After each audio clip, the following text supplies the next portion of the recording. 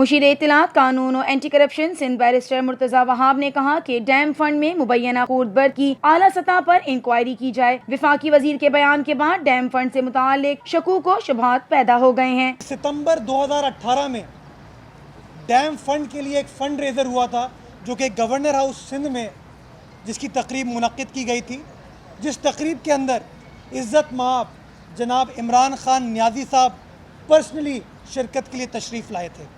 और तकरीब के अख्ताम पे इमरान खान साहब ने कौम को ये नवीद सुनाई कि अल्हम्दुलिल्लाह कुछ ही लम्हों में मैंने 76 करोड़ रुपए डैम फंड के लिए इकट्ठा किए हैं। लेकिन कुछ हफ्ते बाद जब गवर्नर साहब सुप्रीम कोर्ट जाते हैं और चीफ जस्टिस साहब को चेक देते हैं, तो वो चेक 76 करोड़ रुपए का नहीं होता, वो चेक तकरीबन 67 करोड़ रुपए का होता है।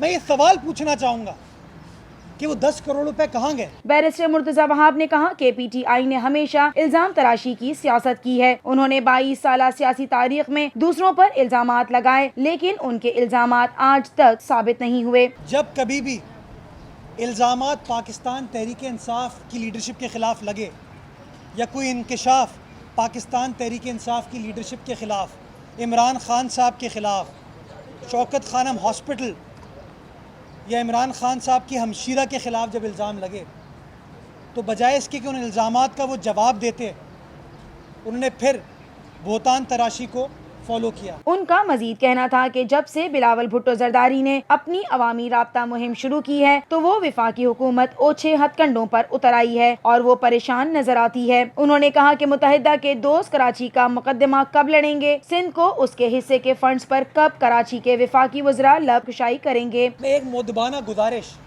मुत्तहिदा कौमी मूवमेंट के उन दोस्तों से करना चाहूँगा कि आप कराची का मुकदमा कब तक हारोगे? 40 साल से आपने नाकाम कोशिश की है कराची का मुकदमा लड़ने के लिए, और आप कराची का मुकदमा कामयाबी से नहीं लड़ पाए। कराची शहर की जो तबाहाली पिछले 40 बरसों में हुई है, वो आपके सामने है।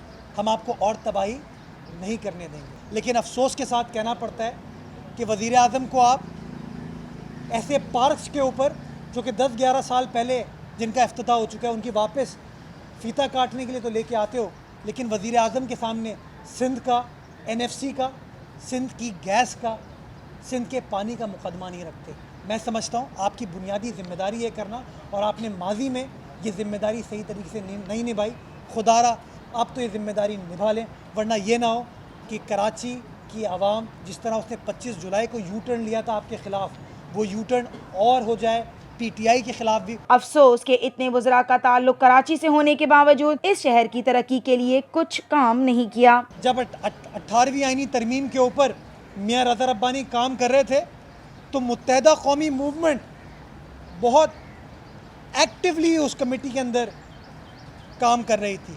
ऐसे खतूत हमारे पास अवेलेबल हैं मुत्तहिदा कौमी मूवमेंट की जानिब से लिखे हुए, जिसके अंदर वो सूबाई खुद मुख्तारी की बात कर रहे हैं, जिसके अंदर वो सूबों को और इख्तियारात देने की बात कर रहे हैं, सूबों को फाइनेंशियल ऑटोनॉमी देने की बात कर रहे हैं। लेकिन अफसोस के साथ कहना पड़ता है कि जब पाकिस्तान पीपल्स पार्टी की गवर्नमेंट थी और आप हमारे इत्तेहादी थे, तो 18वीं आईनी तरमीम बड़ी ज़बरदस्त थी। लेकिन अब जब पाकिस्तान पीपल्स पार्टी की गवर्नमेंट ख़त्म हो गई है और तहरीक इंसाफ की सिलेक्टेड गवर्नमेंट आ गई है, तो आपने यू टर्न ले लिया और आप कहते हैं 18वीं आईनी तरमीम गलत थी, धोखा था।